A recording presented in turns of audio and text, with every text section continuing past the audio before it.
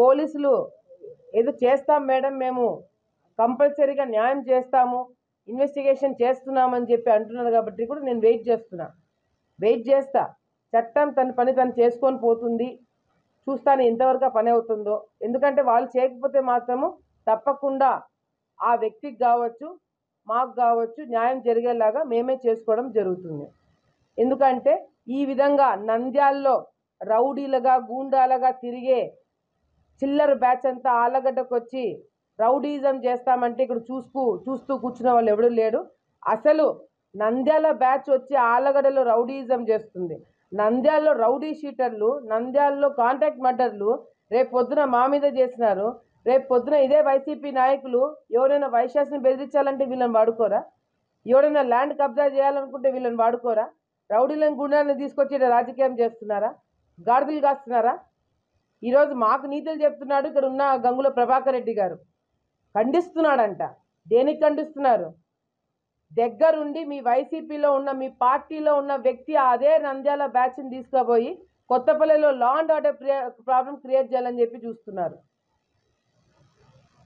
ఇంతవరకు ఆళ్ళగడ్డలో అటువంటి సంస్కృతి రాలేదు.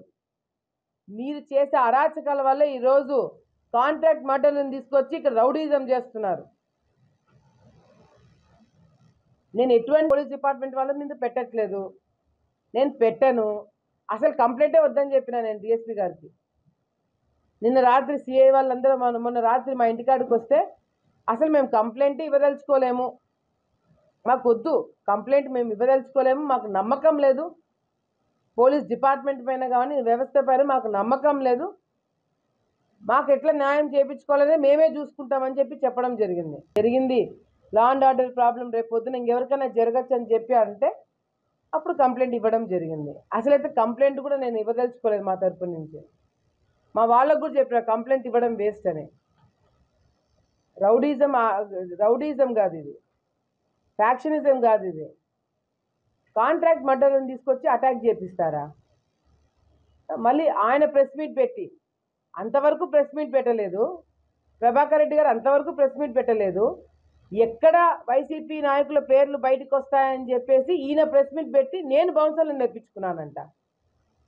నేను బయట వ్యక్తులు వచ్చాడని చెప్పి ఈయన నా మీద ఈసీ కంప్లైంట్ చేస్తాడంట. ఏమన్నా బుద్ధి జ్ఞానం ఉండి మాట్లాడుతున్నారా? ఎవడు అవుట్సైడర్లను తెచ్చింది నేను చూపించాలా ఫోటోలు? గంగుల కిషోర్ వెనకాల ఎందుకు మనుషులు తిరుగుతున్నారు? కాంట్రాక్ట్ మర్డర్లు చేసిన వాళ్ళు, రౌడీయిజం గూండాయిజం చేసిన వాళ్ళు, నంద్యాల తిరుగుతున్న వ్యక్తులు ఎందుకు ఆళ్ళగడ్డలో పెట్టుకొని తిరుగుతున్నారు? నిఖిల్ గురించి మాట్లాడుతున్నారు. ఆ అబ్బాయికి ఇక్కడ ఓటు ఉంది, నాతో పాటు తిరిగే వ్యక్తులకి ఇక్కడ ఓటు ఉంది. ఓటు లేనివాడు ఇక్కడ ఎవరు తిరగట్లేదు నా దగ్గర. పోలింగ్ రోజు నా వెంట తిరిగే వాళ్ళు ప్రతి ఒక్కరి దగ్గర ఓటు ఉంది.